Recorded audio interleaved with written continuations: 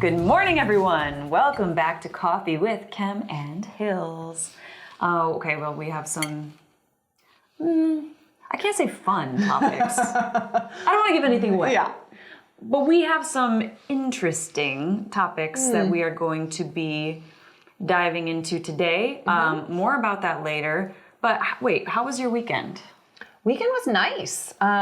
The weather feels like it's turning into spring. Yeah. Finally, for real. It's a little bit chilly, but also a little bit warm. Well, when you check the 10-day weather forecast, it is a little more consistent. Yes. And it's and it's continuously getting warmer, hopefully. Yeah. And we had one muggy day this past week. Yeah. And man, oh man, I was just like, yes, I'm ready for summer. Yeah. And my husband was like, you want the muggy weather back? And I was like, yes. I want the hot. I know, it felt good. I know exactly what you mean. Something about that warm, muggy heat. Yeah. It felt like a sauna after this past winter. My kid was loving it. She's just she's walking now, and so we are she's getting used to wearing shoes, which is hilarious because she's stomping kind of, what's this? Yes. But it's nice to get her outside and how much that's just going to help us because being cooped up in the house with a toddler, I can't believe she's a toddler. I know.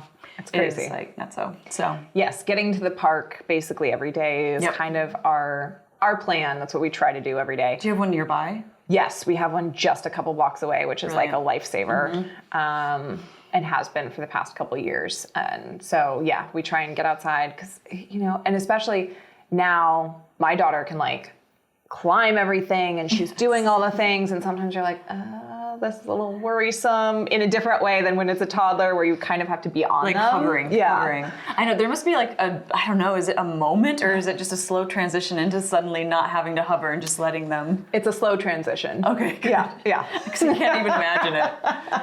I mean, she's trying to climb everything, but here I am so. Children. Yep. It's an adventure every day. Always an adventure. It's pretty fun. Yes, but we are excited for summer. Yes. But I'll take spring right now. This is good. And the blossoms are blooming, all the trees are blooming, and that's my favorite part. I know, it just lifts your spirits, doesn't it? Oh, man. We are all so ready for it.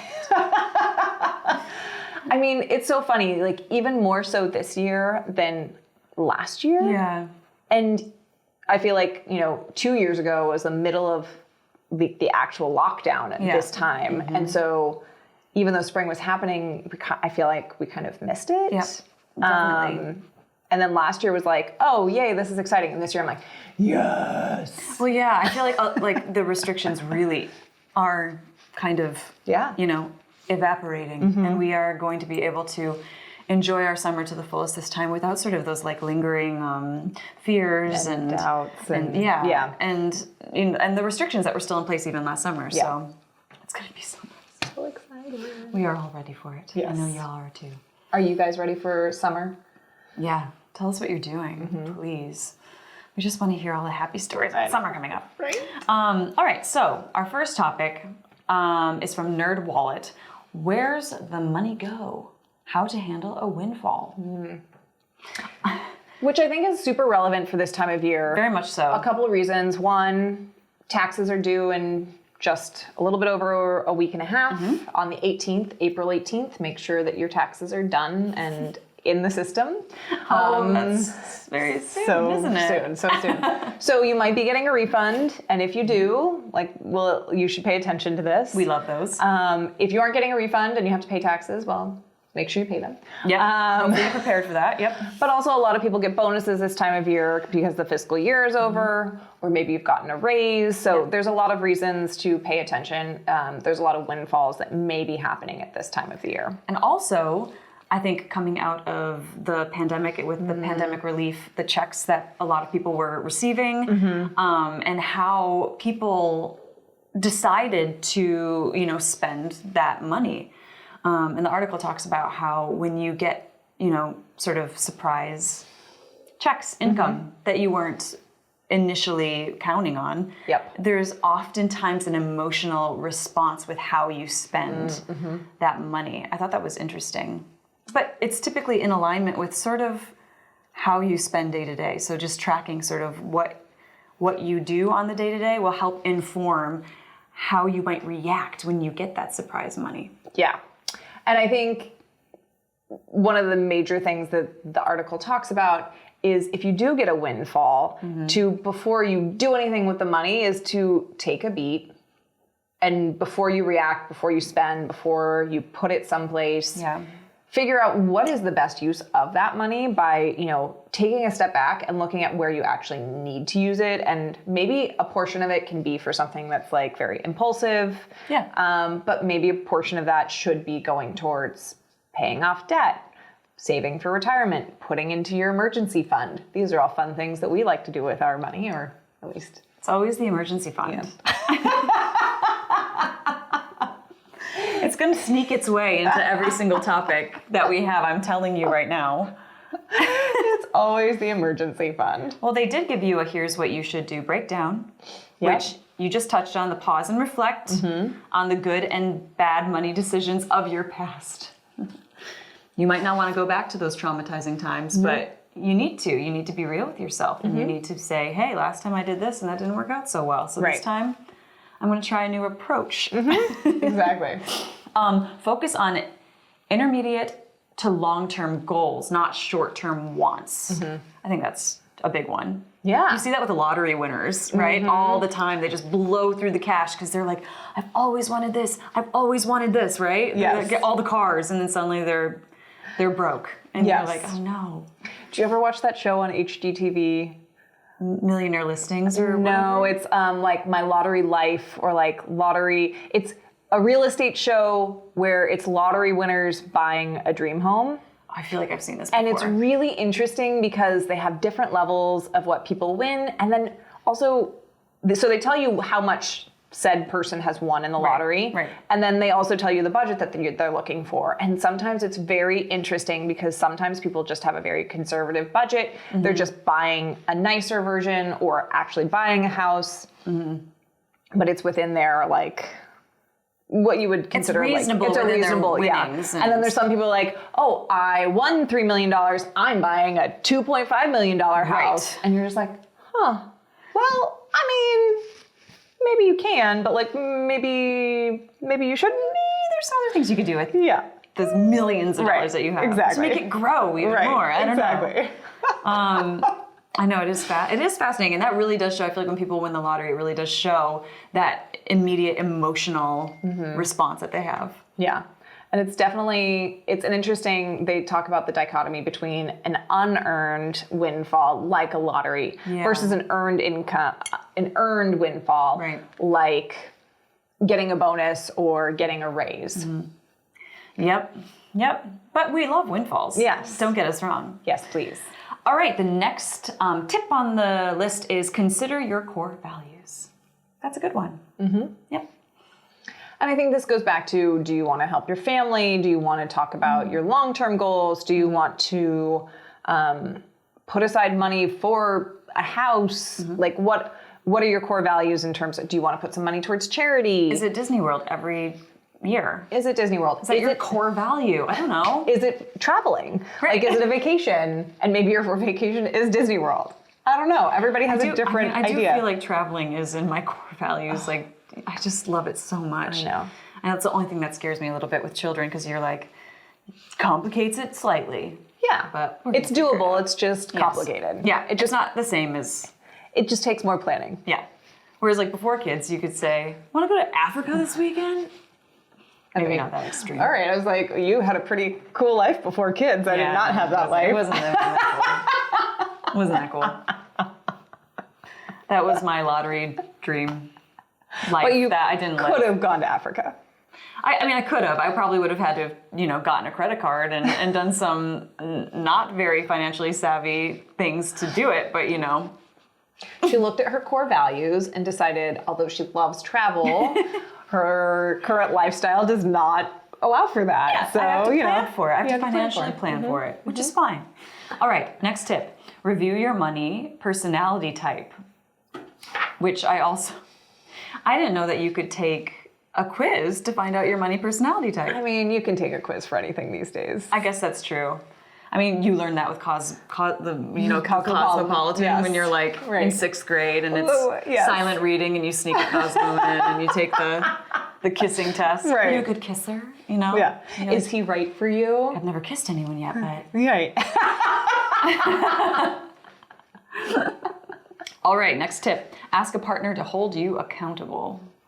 Yeah, and I think that this is a super helpful tip, especially if you have a partner, maybe you aren't married and your finances aren't together, or if you have a joint account or whatnot, and you guys can have a discussion about what is going to happen with the money. Right. Typically, two different people have two different point of views, so hopefully you can come to a consensus. Definitely. And figure out what you can do with the money. Yep. So now you know what to do when you receive a windfall. And hopefully you get one this spring season. Yeah, we're sending out the windfall vibes this spring season. Come on, we all deserve a little something after everything we've been through. Come on. Right? All right, we are going to take a quick commercial break, but we will be right back with some more hot topics.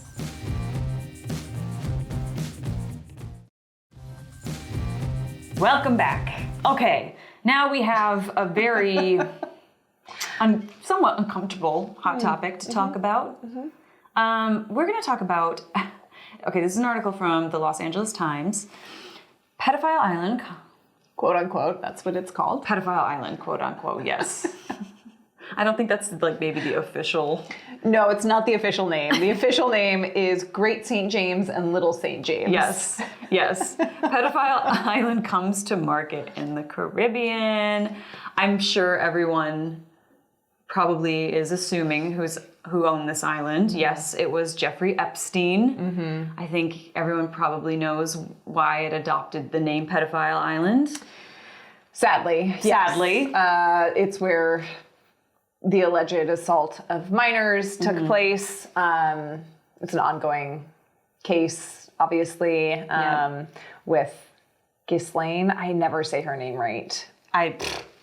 I'm not sure. Obviously, I watched the documentary though, and it's really riveting and it is sad and scary all at the same time. I know, it's very uncomfortable. The one on Netflix. Yes, it's on Netflix. Filthy Money, in case you want to watch it. So his estate is now, his Caribbean estate is now for sale for $125 million. Yes, it's a compound, so it's 2 islands. It's 2 islands. So that comes with 2 islands. 230 acres. Oh my gosh. Greater St. James or Great St. James has like all the buildings on it, all the pools, all that jazz. And then Little St. James is basically untouched. So it's more of like a wild island in the Caribbean. Yeah, I'm interested to see how this plays out, and like if its history affects people wanting to.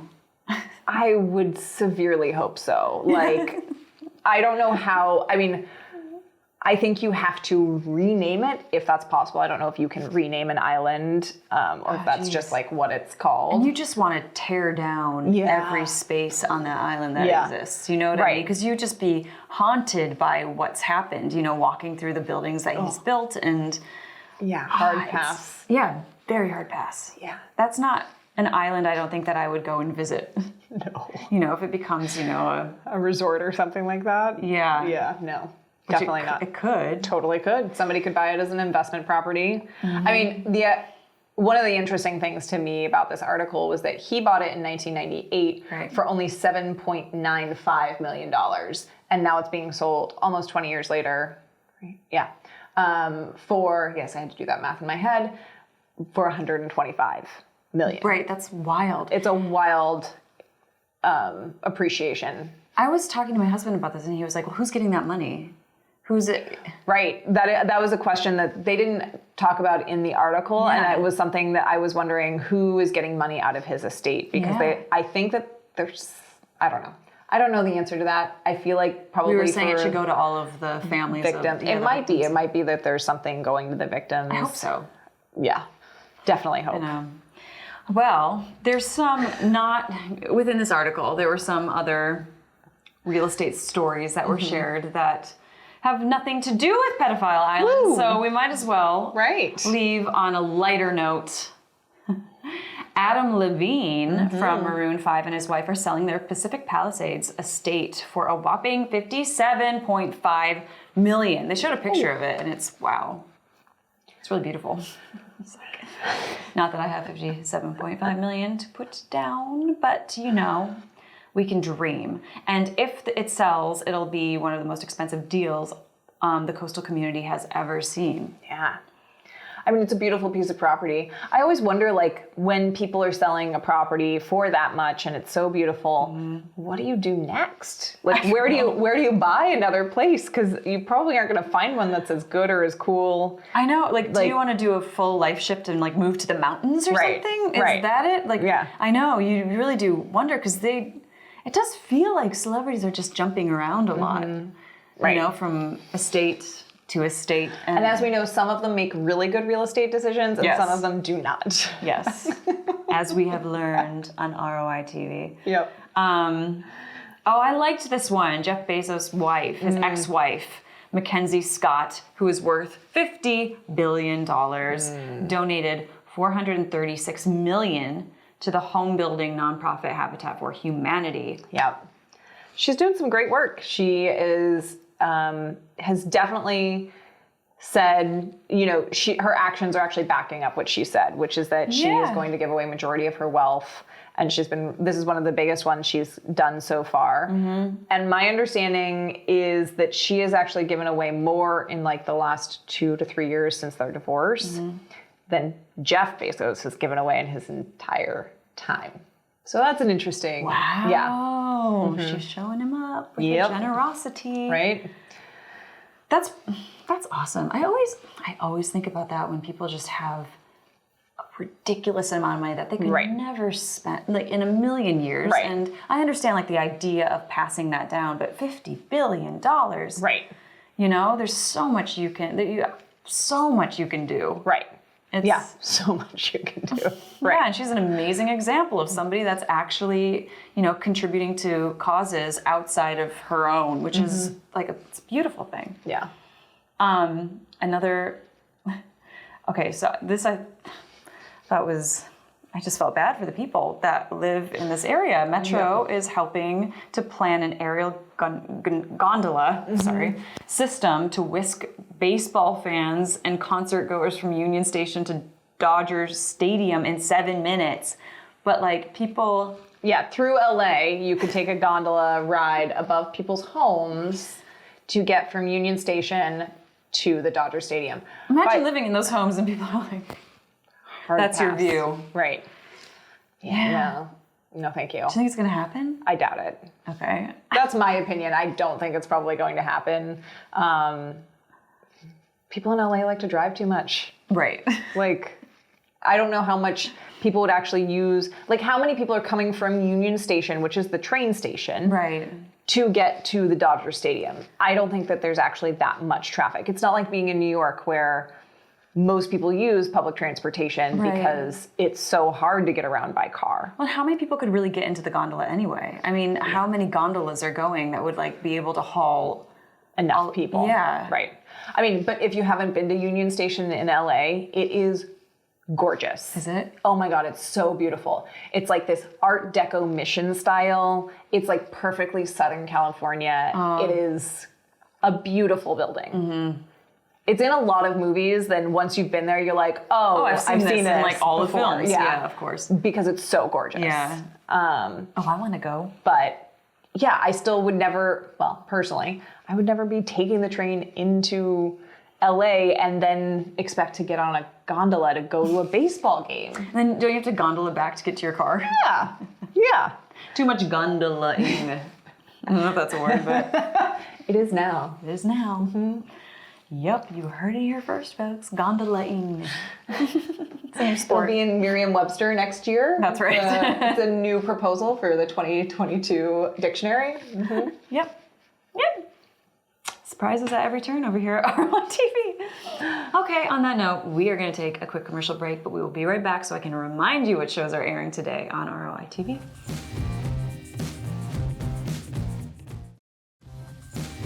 Welcome back, everyone. I just wanted to remind you all of the shows that are airing today that you will not want to miss. Your Money, Your Wealth, ETF Stories, and Life's Third Act. Please don't miss them. We've got some great episodes, great topics that will be covered, and you can watch all of them on our streaming platforms. that I can never remember. So I'm going to leave that to Hillary. We're available on Amazon Fire TV, Apple TV, Roku, as well as on our apps on the iOS or Android platforms. So check us out and make sure you watch an episode of ROI TV today. Yes. See you tomorrow.